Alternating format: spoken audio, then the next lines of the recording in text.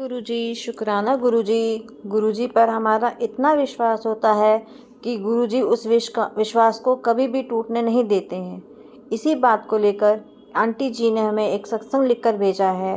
तो चलिए सत्संग की शुरुआत करते हैं, पर उससे पहले हम गुरुजी का ये मंत्र जाप कर लेते हैं। ओम नमः शिवाय, शिवाजी सदा सहाय।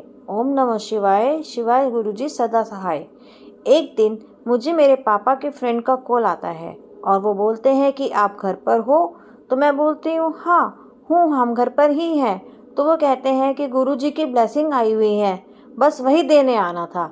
ये सब सुनकर मैं इतना खुश हुई और खुशी से झूम उठी। और खुशी खुशी में कहाँ आ जाइए संगत जी, उनके पास मेरा कॉन्टैक्ट नंबर भी नहीं था। और उन्हें जैसे ही पता चला कि मैं गुरुजी की संगत हूँ, तो संगत जी उन्होंने मेरा कॉन्टैक्ट नंबर पापा से ले लिया था।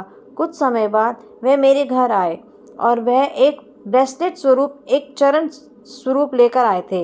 वह मुझे दे दिया था। उस दिन गुरुजी का घर में आना हुआ था और उस दिन मेरे घर की बालकनी में एक बटरफ्लाई दिखाई दी थी।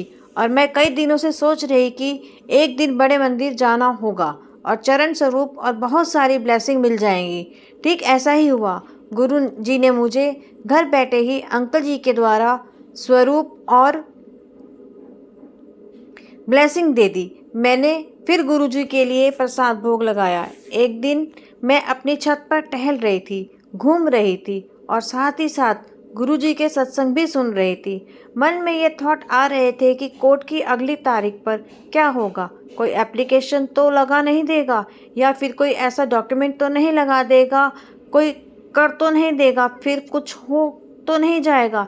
ऐसे ऐसे थॉट्स आ रहे थे दिमाग में, कि अंदर ही ऐसे ही मन में गलत गलत विचार आ रहे थे।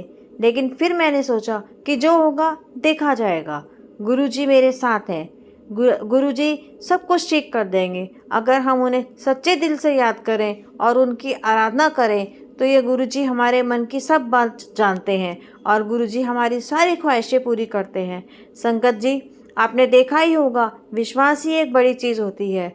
गुरुजी पर विश्वास रखेंगे तो वे सब कुछ ठीक कर देंगे। जय गुरुजी, शुक्राना गुरुजी। तो चलिए इसी के साथ मैं अपना सत्संग समाप्त करती हूँ। ओम नमः शिवाय, शिवाजी सदा सहाय। ओम नमः शिवाय, शिवाजी सदा सहाय।